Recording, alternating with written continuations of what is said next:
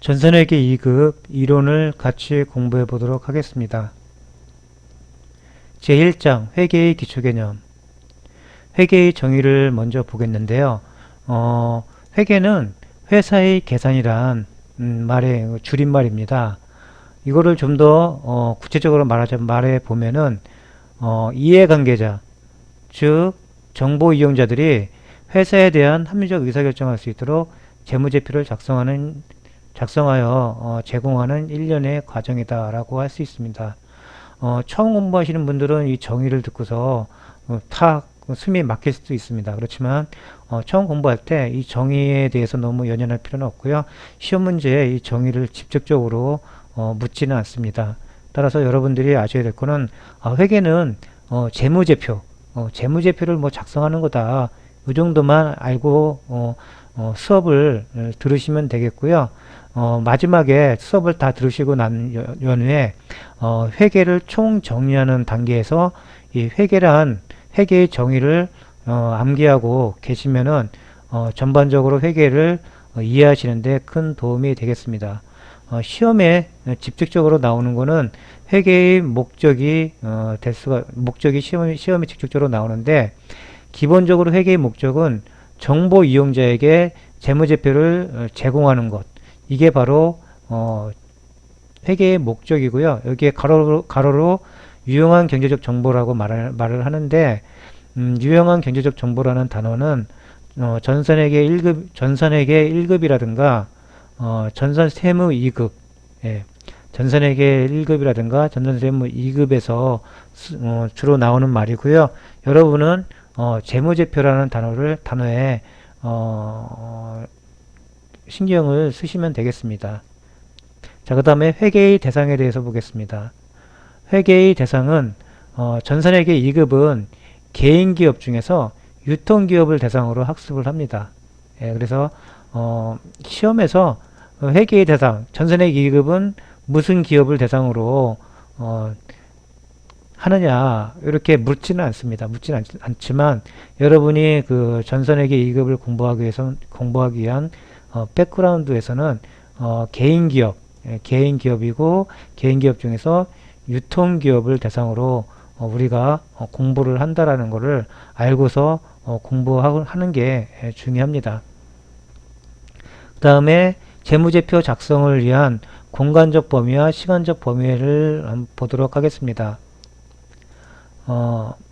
재무제표 작성을 위한 공간적 범위를 회계 단위라고 합니다. 회계 단위. 그래서 회계 단위는 뭐냐면요, 회계 정보의 산출을 위한 재무 상태와 경영성과를 기록하고 계산하고 정리하기 위한 장소적 범위를 말을 합니다. 따라서 하나의 기업이 하나의 회계 대상이 되는 것이 그 원칙이지만, 필요에 따라서 본점과 지점, 본사와 공장별로 회계 단위를 나눌 수 있다는 것, 이것도 기억을 하시면 되겠습니다. 그 다음에 재무제표 작성을 위한 시간적 범위로는 그걸 회계기간이라고 합니다. 회계기간이라고 하고요. 회계기간 또는 회계연도라고 합니다. 그래서 기업의 경영활동이 계속 이루어지므로 기업의 경영성과 등을 보고하기 위해서는 인위적으로 기간을 정해서 나눌 필요가 있습니다. 이런 필요성에 의해서 정해진 기간을 회계의 기간이라고 합니다. 자, 회계기간을 좀 더 보면요, 개인기업은 회계기간을 1년 단위로 해가지고요, 1월 1일부터 12월 30일까지로 이렇게 회계기간을 정해 놓았습니다. 그렇지만 개인기업이 아닌 주식회사 같은 경우는 반드시 1월 1일부터가 아니라 뭐 3월 1일 될 수 있고요, 뭐 3월 15일이 될 수도 있고요. 이렇게 됐는데 3월 15일부터 그 다음에 뭐 3월 14일까지 이렇게 1년 단위로 이렇게 될 수가 있습니다. 그래서 개인기업은 회계 기간이 반드시 1년이어야 되고요. 그 다음에 1월 1일부터 12월 31일까지 이 기간이 정해지지만, 주식회사 같은 경우에는 1년을 기준으로 해가지고요, 반드시 1월 1일부터가 아니라 뭐 1월 2일도 될 수 있고요, 3월 15일도 될 수 있고, 4월 1일도 될 수 있고, 이렇게 될 수가 있다라는 거 여러분이 상식적으로 아시면 되겠습니다. 자, 올해에 해당되는 회계기간을 단기라고 합니다. 단기. 올해에 해당되는 기간을 단기라고 하고요. 그 다음에 전년도에 해당되는 회계기간을 전기라고 말을 합니다. 그 다음에 내년도에 해당되는 회계기간을 차기라고 합니다. 차기. 예, 이 단어는 여러분들이 잘 암기하고 계셔야 되고요. 그리고 회계기간에서 처음 시작하는 날이니까 개인 기업은 1월 1일부터 12월 31일까지라고 그랬죠. 그래서 1월 1일을 기초라고 하고요. 12월 31일을 기말이라고 이렇게 말을 합니다. 자, 그러면 우리가 이제 회계의 정의나 목적에서 재무제표를 작성해서 제공해 주는 거라고 말을 했습니다. 그러면 재무제표가 도대체 뭔가 요거에 대해서 기본 개념을 살펴보도록 하겠습니다. 재무제표는 5가지로 구성되어 있습니다. 자세한 내용은 후반부에 가서 공부하기로 하고요. 여기서는 종류와 간략한 개념 정리를 하는 정도로 마무리 짓도록 하겠습니다. 5가지는 크게가 아니라 5가지로 재무상태표, 그 다음에 손익계산서, 그 다음에 자본변동표, 그 다음에 현금흐름표, 그 다음에 주석, 이렇게 5가지로 구성이 되어 있습니다. 그래서 시험에 잘 나오는 건요, 요 가로쳐 놓은 거에 시험에 잘 나오죠. 그래서 재무상태표는 일정 시점이 키워드입니다. 일정 시점의 재무상태를 나타내는 재무상태표. 그 다음에 일정 기간이 시험에 잘 나옵니다. 일정 기간의 경영성과를 나타내는 포괄손익계산서 또는 포괄이라는 말을 빼고요. 손익계산서라는 말로 이렇게 간편하게 표현하기도 합니다. 그 다음에 자본의 변동 등에 대해 정보를 제공하는 자본변동표, 그 다음에 현금의 변동 등에 대한 정보를 제공하는 현금흐름표, 그 다음에 재무제표상 해당 과목 또는 금액을 기호를 붙이고 난 외 또는 별지에 동일한 기호를 표시하여 그 내용을 간결하고 명료하게 기재하는 것을 말을 합니다. 여기서 여러분들이 유의를 하셔야 될 건요. 시험에서 3번, 4번, 동그라미 3번, 4번은 주로 안 나오고요. 1번, 2번, 5번이 시험에 잘 나옵니다. 그래서 1번에 일정 시점이란 말을 일정 기간으로 이렇게 바꿔서 나오고요. 그 다음에 일정 기간을 일정 시점으로 이렇게 바꿔서 나옵니다. 그리고 5번은 뭐냐면요. 재무제표상, 그러니까 재무상태표나 포괄손익계산서, 자본변동표, 현금흐름표에 번호 표시를 이렇게 해놔요. 번호 표시를 하고 난 외, 그러니까는 별지라는 거는 다른 용지라는 거죠. 다른 용지에 동일한 기호를 표시해서 그 내용을 간결하게 명료하게 기재하는 것을 말합니다. 그래서 여기서 유의할 것은 난 외 또는 별지에 별도로 번호를 표시해 가지고 기재하는 거다. 이게 주석이다. 이렇게 아시면 되겠습니다. 자, 그 다음은 재무상태표의 구성요소와 구분에 대해서 보도록 하겠습니다. 재무상태표는 일정 시점에 재무상태를 나타내는 재무제표로서 재무상태를 자산, 부채, 자본으로 분류해서 작성을 합니다. 그래서 자산을 보면은 자산은 수익 창출 활동에 사용되는 교환 가치가 있는 것을 자산이라고 합니다. 그 다음에 부채는 미래에 갚아야 될 현재의 빚을 부채라고 하고요. 그 다음에 자본은 자본 자체에 대한 정의는 없고요. 파생적인 정의만 존재합니다. 그래서 자산에서 부채를 뺀 게 자본이다. 이런 이런 수식으로 자본이라는 개념이 나오고요. 자본은 자산에서 부채를 차감한 잔여 지분이란 말로도 이렇게 표현을 합니다. 예, 잔여 지분이라고 하고요. 그 다음에 여러분들이 아실 때 그냥 기본적인 개념만 이렇게 아시면 되죠. 요거를 달달 아실 필요 없고요. 일단 이 개념은 정확한 개념은 아닙니다. 그러니까 이론에 의해서 정확한 개념이 아니고요. 여러분이 처음 공부하는데 좀 쉽게 다가서기 위해서 좀 약간 편하게 쓴 단어니까요. 여러분이 좀 가볍게 접근을 하시고 여러분이 전산회계 1급이나 전산세무 2급에 가서 이론적으로 정확한 이론의 바탕을 둔 정의를 그때 공부하시면 되고요. 지금은 가볍게 정의를 보시면 되겠습니다. 자, 그 다음에 재무상태표는요. 재무상태표는 이렇게 재무상태표는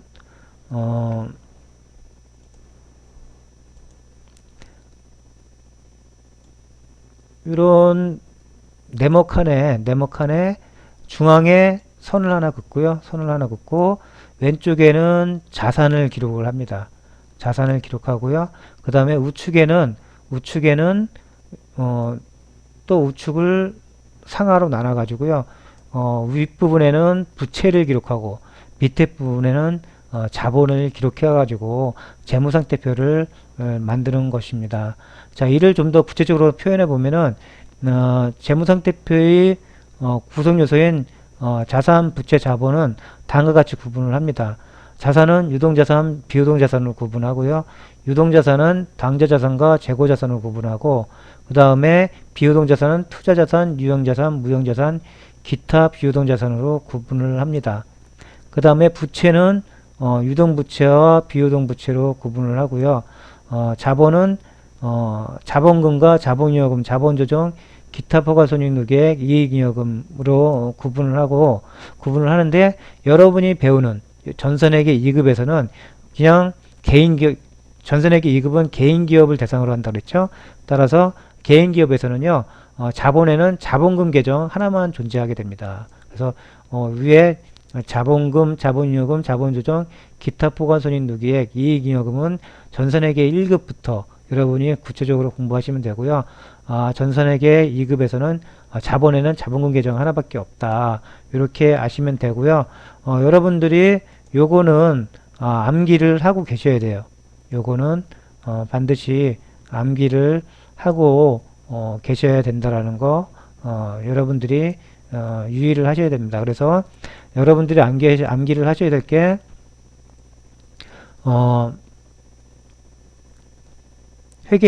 회계의 목적은 정보 이용자들에게 재무제표를 제공해 주는 것이다. 그리고 재무제표는 재무상태표, 포괄손익계산서, 자본변동표, 그 다음에 현금흐름표, 주석 이렇게 5가지로 구성되어 있다는 것 하고요. 그 다음에 재무상태표는 자산과 부채, 자본으로 이렇게 나눠서 기록을 한다라는 거. 그리고 자산은 유동자산과 비유동자산을 구분하고 유동자산은 당좌자산과 재고자산을 구분하고 비유동자산은 투자자산, 유형자산, 무형자산, 기타 비유동자산을 구분하고 부채는 유동부채와 비유동부채를 구분하고 자본은 개인기업은 자본금 계정 하나만 존재한다. 이렇게 아시면 되겠습니다. 그 다음에 자산과 부채는 유동성이 큰 항목부터 배열하는 것을 원칙으로 합니다. 이것도 여러분들이 기본적으로 아시면 되겠고요. 여기서 유동성이 크다는 것은 현금으로 바뀌는 속도입니다. 현금으로 바뀌는 속도. 그래서 현금으로 빨리 바꿀 수 있는 거는 유동성이 크다고 하고요. 현금으로 빨리 전환이 되지 않는 거는 유동성이 적다고 합니다. 그래서 현금으로 전환이 빠른 항목부터 맨 위에다가 기록을 하게 됩니다. 그 다음에 우리가 여기서 유동과 비유동 자산으로 했죠. 그래서 자산은 1년을 기준으로 유동자산과 비유동자산으로 구분을 합니다. 다만 정상적인 영업주기 내에 판매되거나 사용되는 재고자산과 회수되는 매출채권 등은 보호기간 종료일로부터 1년 이내에 실현되지 않더라도 유동자산으로 분류한다. 이 경우 유동자산으로 분류한 금액 중 1년 내에 실현이 되지 않은 것은 주석으로 기재한다 라고 나왔는데 여러분이 요거 처음 공부하실 때 이런 거 다 아시면 물론 다 아시면 좋겠지만 처음 공부할 때는 처음 책을 볼 때는 자산은 1년을 기준으로 현금화가 되는 거는 1년을 기준으로 1년 이내에 현금으로 전환이 되는 거는 유동자산, 1년 초과가 돼가지고 현금으로 전환되는 것은 비유동자산으로 분류한다.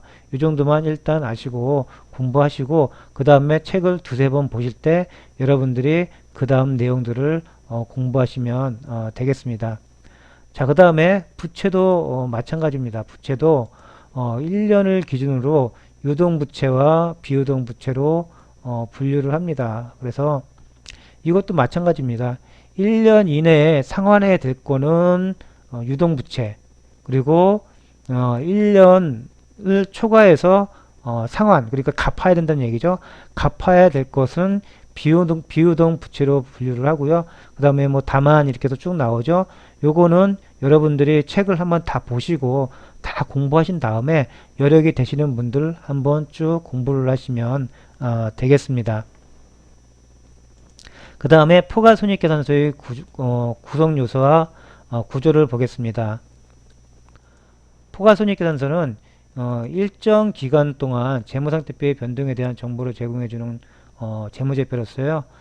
재무상태의 변동을 수익과 비용으로 파악해서 작성을 합니다. 그래서 수익은 기업이 거래를 통하여 재화 또는 용역이 제공 등에 대한 대가로 발생하는 것을 말을 하고요. 그 다음에 비용은 기업이 거래를 통하여 재화 판매 또는 용역이 제공 등에 발생하는 것을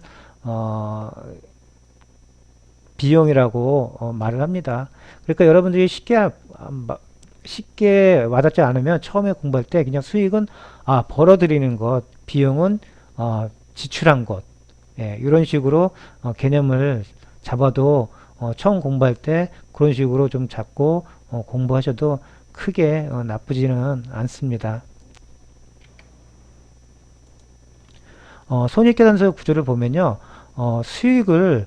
수익과 비용으로 크게 나눈다고 했죠. 그래서 수익을 매출액, 그 다음에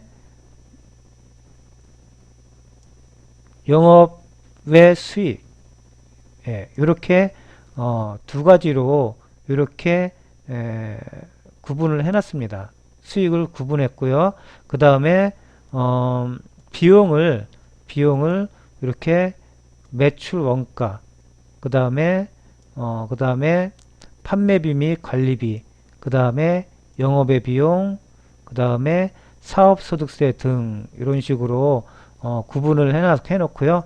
이렇게 구분해서 이렇게 구분해 놓고 최종적으로 당기 순이익이라는 결과물이 나오게끔 이렇게 손익계산서를 만들어 놨습니다. 그래서 여러분들이 이 손익계산서의 구조는 기본적으로 암기를 하고 계신 게 여러분들이 수업을 앞으로 들으실 때 좋습니다. 따라서 여러분들이 기본적으로 암기하셔야 될 거는요, 재무상태표 자산, 부채, 자본으로 구성되어 있고요. 그 다음에 자산은 유동자산과 비유동자산으로 나눠지고요. 그 다음에 유동자산은 당좌자산과 재고자산으로 나눠진다. 그 다음에 비유동자산은 투자자산, 유형자산, 무형자산, 기타 비유동자산으로 나눠진다. 그리고 부채는 유동부채와 비유동부채로 나눠진다. 그 다음에 자본은 자본금 하나로 이렇게 구분되어서 기록한다. 라고 그런 걸 기억하시면 되고요. 그 다음에 손익계산서의 구조는 반드시 또 외우셔야 돼요. 그래서 매출액에서 매출원가를 빼면 매출 총이익이라는 게 나오고요. 그 다음 매출 총이익에서 판매비 및 관리비를 빼면 영업이익이라는 게 나오고요. 또 영업이익에서 영업의 수익을 더하고 그 다음에 영업의 비용을 차감해서 사업소득세 차감 전 이익이 나오고요. 그 다음에 사업소득세 등을 빼면은 당기순이익이라는 게 나온다. 이걸 여러분들이 아시면 되겠습니다. 자, 여러분들이 회계 2급에서는 당기순이익을 계산하는 방법을 재산법과 손익법으로 나눠서 구하는데 요거 전산회계 2급에서는 이 두 가지를 여러분들이 공부를 하셔야 됩니다. 그래서 재산법은 뭐냐면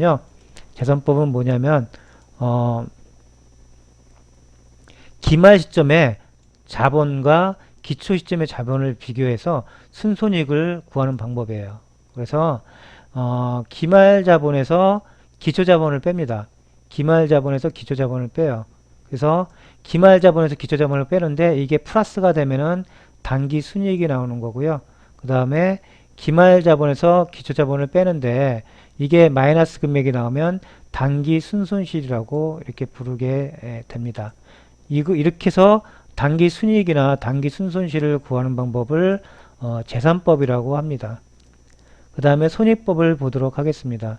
손익법은 일정 기간 동안의 수익과 비용을 비교해서 그 차액인 순손익을 계산하는 방법이에요. 그래서 수익에서 비용을 빼는데 이게 플러스 금액이면 당기 순이익이 되는 거고요.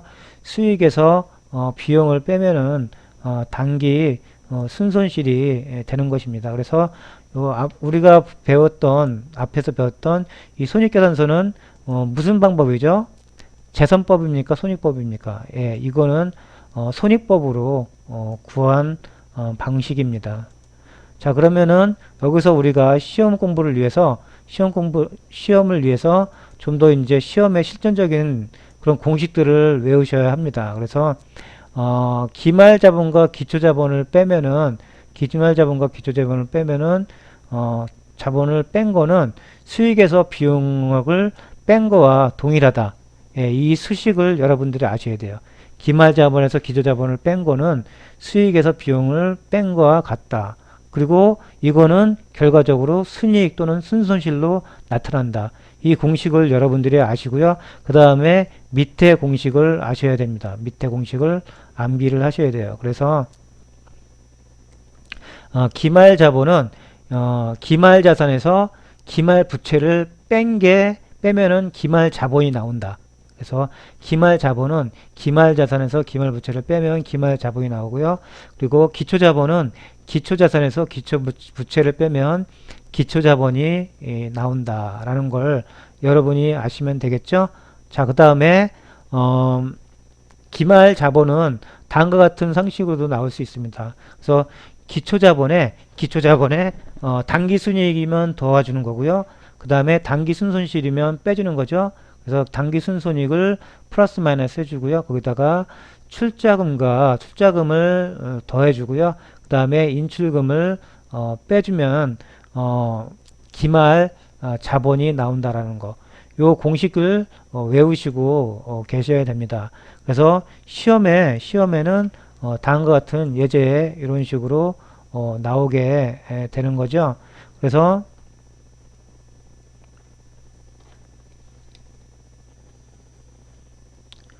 보면은 여기에 보면은 여기에 빈칸을 이렇게 채우라는 문제가 이렇게 나오죠. 그러면 공식에 따라서 문제를 한번 풀어보도록 할게요.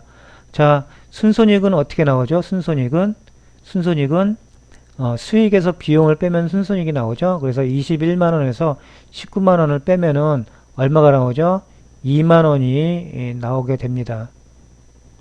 자, 2만원이 나오게 돼요. 그러면은 아까 말했듯이 재산법, 이거는 손익법이죠. 그럼 재산법에서는 어떻게 된다 했어요? 기말에서 기초를 빼면은 순손익이 나온다 그랬죠. 그래서 기말에서 30만원을 빼면은 2만원이 나와야 돼요. 그러면은 얼마가 돼야 됩니까? 여기는 32만원이 돼야 되는 거죠. 예, 이렇게 됩니다. 자, 그 다음에 두 번째 난을 볼게요. 두 번째 난을 보면 순이익이 10만원이네요. 그죠? 순이익이 10만원이에요. 그러면은 손익법에 보면 수익이 28만원이고 비용이 없어요. 근데 28만원에서 얼마를 빼면 10만원이 남는 거죠? 비용은 18만원을 빼면은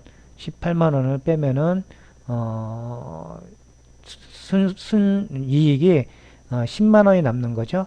자, 그 다음에 요 기초 금액을 볼게요. 기초 금액을 보면은 기말 40만원에서 얼마를 빼야지 10만원이 남을까요? 예. 40만원에서 얼마를 빼야지 10만원이 남을까요? 이 10만원이 남으려면 여기에 기초 금액이 30만원이 돼야 된다라는 거죠. 30만원이 돼야 됩니다. 자, 그래서 이 칸도 채워졌죠. 그 다음에 볼게요. 여기 보니까 순손익이 안 나와 있어요. 그리고 기초자본과 기말자본이 나와 있어요. 그래서 기말자본에서 기말 자본에서 기초 자본을 빼면은 순손익이 나온다 그랬죠. 그래서 기말 자본 27만 원에서 30만 원을 빼면은 마이너스 3만 원이 나옵니다. 마이너스 3만 원. 마이너스 3만 원이 나오죠. 예, 3만 원의 순손실이 나오는 겁니다. 예, 마이너스 3만 원의 순손실이 나오는 거고요. 그 다음에 13만 원에서 그 수익 여기서 13만 원을 빼면은 마이너스 3만 원. 그러니까는 순손실이 나올까요? 여기는 10만 원이 돼야지 10만 원에서 13만 원을 빼야지 마이너스 3만 원이 나오는 거죠. 그래서 마이너스 3만 원 해가지고 순손실이 이렇게 나오게 되는 것입니다.